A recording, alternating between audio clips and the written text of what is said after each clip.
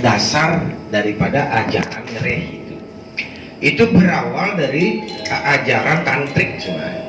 Jadi ajaran tantra, ajaran kuno yang memang dikembangkan di masa kerajaan Bali, yaitu berawal dari kerajaan yang paling dekat yang bilang itu dari Astasura Ratna Bumi Banten ya. Itu paling dekat dari ajaran ini. Jadi ajaran tantra ini memang berbau Buddha karena sempat Bali ini mengalami sebuah keyakinan, di mana keyakinan itu mengalami akulturasi, di mana sekte-sekte berkuasa di Bali. Jadi 9 sekte ini salah satunya itu adalah ajaran tantra. Kemudian dilakukan sebuah akulturasi oleh Empu Kuturan, tetapi esensi dari ajaran yang ada di Bali ini tidak pernah dihilangkan, tetapi menjadi satu kesatuan, sehingga menjadi sebuah keunikan di Bali. Keunikan Bali ini yang kita kenal dan kita warisi sekarang, mempergunakan 3 kekuatan, yaitu Brahma, Wisnu, dan Iswara. Itu kesepakatannya yang terjadi. Nah, di dalam ajaran tantra inilah kemudian ajaran tersebut lebih banyak melakukan ritual. Ritual itu adalah ritual pemujaan terhadap sakti. Sehingga di Bali ini ajaran tantra ini berkembang kemudian menjadi satu akulturasi di antara peradaban Bali yang memang memiliki ajaran itu juga. Salah satunya yaitu adalah ajaran yang terkait dengan cerita Calonarang. Lontarnya itu juga ada yang namanya lontar Akitan Calonarang, di mana memiliki sebuah kekuatan yang memuja sakti Siwa, yaitu Bhairawa dalam konteks kekuatannya.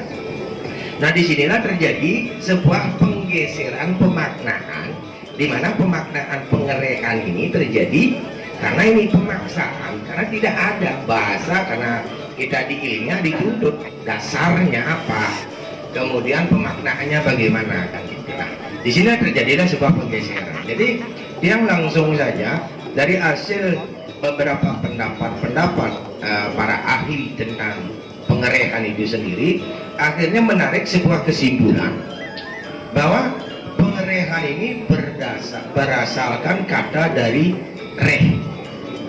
Reh itu berkonotasi dengan rah gitu. Reh ini adalah rah, di mana rah itu kita percaya dengan akitan penyalonarangan, yaitu menghidupkan kekuatan darah. Jadi siklus darah ini jika mengalami sebuah perputaran kekuatan, memberikan sebuah kekuatan pada darah ini, akan manusia ini memiliki sebuah kekuatan. Jadi memberikan pada kekuatan darah yang bertitik berat, bertumbuh pada Brahma. Jadi bertumbuh pada api. Karena di dalam ajaran tantra ini lebih banyak memuja, mempergunakan kekuatan api. Di antaranya itu dijabarkan dalam lontar, namanya lontar Pancaksara, lontar Panglukunin Dasaksara. Jadi disinilah saya mengambil sebuah perspektif atau sudut pandang di sini, bahwa pengerekan ini merupakan ritual yang memang disakralkan. Jadi reh ini berupaya untuk membangkitkan kekuatan yang ada pada diri sendiri dengan mempergunakan 5 aksara yang namanya Pancabrahma, di antara Sambang, Tam, Angking. Jadi semua dia mempergunakan 5 unsur arah mata angin dan kemudian dibangkitkan ke dalam dirinya, sehingga memiliki sebuah kekuatan yang bertumbuh, yang dititik fokuskan pada hati, karena kita memuja Brahma atau memuja kekuatan api itu sendiri, sehingga apa yang ada di dalam diri ini akan mengeluarkan pancaran kekuatan-kekuatan untuk mengadakan korelasi penyatuan Buana Agung dan Buana Alit ini menjadi sebuah kekuatan supra. Nah, jadi dari yang ambil dari salah satu yang mendekati itu adalah dari ide Prade Bang Buruan.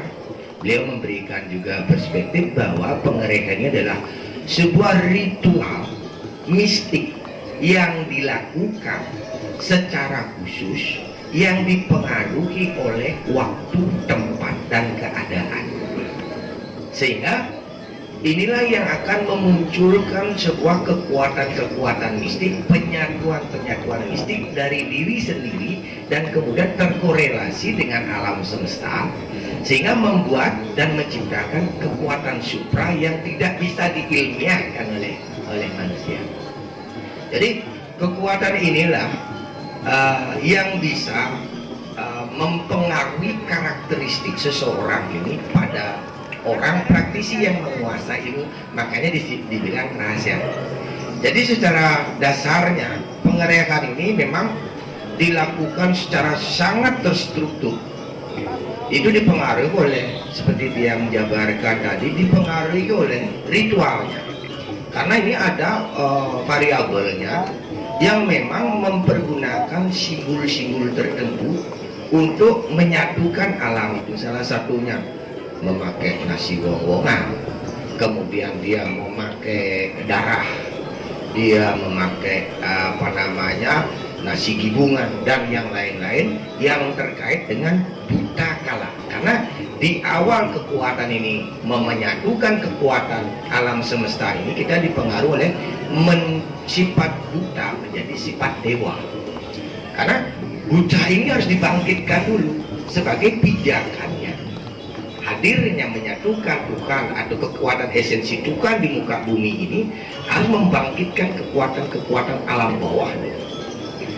Sehingga ini ada sebuah menyeimbangkan kekuatan bawah, menjadikan kekuatan selaras.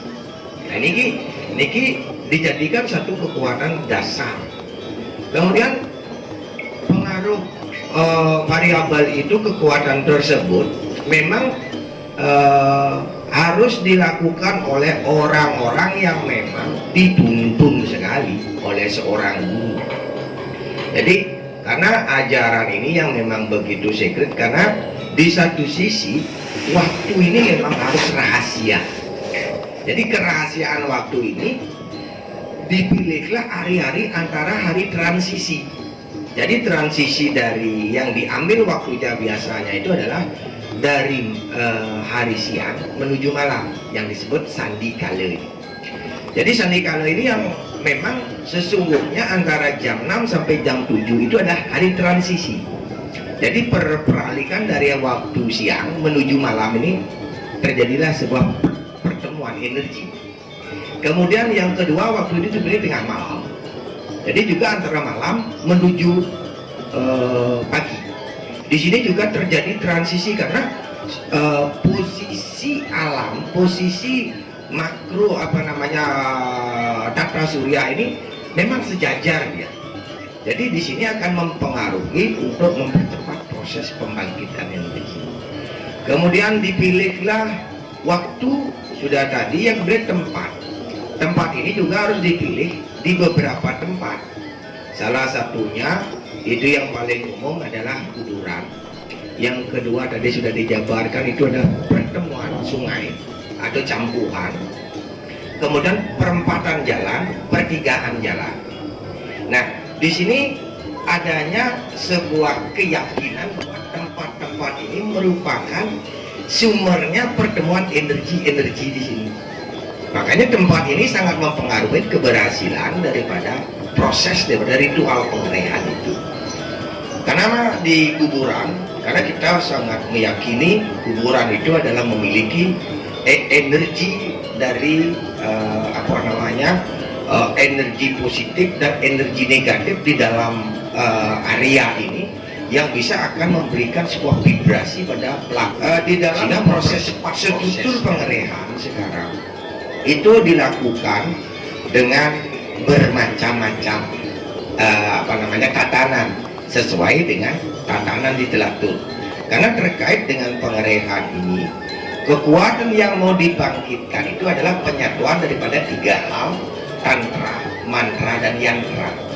Jadi tantranya itu adalah olah tubuh, sama halnya dijabarkan lagi itu melalui gerakan kekuatan yang mau dibangkitkan, itu tantranya yang mau ingin dimasukkan sesuai dengan tingkatan-tingkatan keilmuan itu, sesuai juga dengan arahan seorang guru dan praktisi yang mau dilakukan.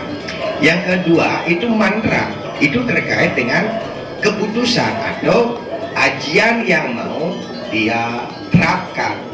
Salah satunya macam berebra, mau dia remut sapatik, mau dia calon narang, mau dia kekuatan liak bulan.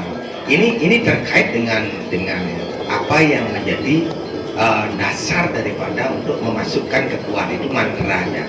Jadi itu sangat terpengaruh dengan dari mantra dari tantra ke mantra, kemudian dari yantranya ini adalah mempergunakan simbol-simbolnya dia.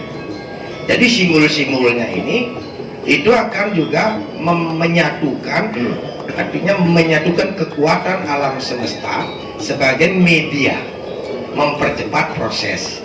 Jadi dari kekuatan ini mempergunakan rerajahan. Dia mempergunakan simbol kayak ada sangah cucuk, ini adalah penyatuan tiga kekuatan bayu, sabda dan idep. Jadi kalau salah satunya bayunya dia besar, kemudian sabdanya gede, idepnya nggak goncang, gagal.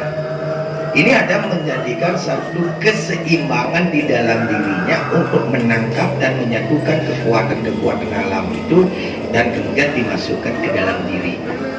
Nah ini menjadi persyaratannya. Kemudian di dalam melakukan pengerehan ini memang dia ini ada beberapa gerakan-gerakan yang dia harus lakukan. Jadi berupa tariannya itu ada tarian-tarian yang khusus yang dia lakukan seperti nengkleng, itu ada nengkleng. Kemudian mata melotot, itu pemusatan pikirannya, mengolah energinya sesungguhnya. Kemudian dengan menjulurkan lidahnya, dengan menggetarkan badannya, kemudian dengan menghentakkan kakinya. Nah, inilah yang akan memancing kekuatan-kekuatan di dalam dirinya ini, sehingga dia menjadi gerakan yang sampai pada titik transenden. Ini yang dia berhasil itu dia sampai tingkat trans sudah. Nah, terkait terus dengan trannya disinilah dia akan muncul kekuatan-kekuatan yang di luar kekuatan kesadarannya. Dia sudah masuk di dalam tatanan zona kekuatan di bawah sadar. Makanya sering kita lihat orang trans di sini itu sebenarnya juga bagian daripada proses, tetapi tidak terstruktur. Dia masih liar dia gerakannya. Di sini juga bagian daripada ajaran-ajaran itu sesungguhnya.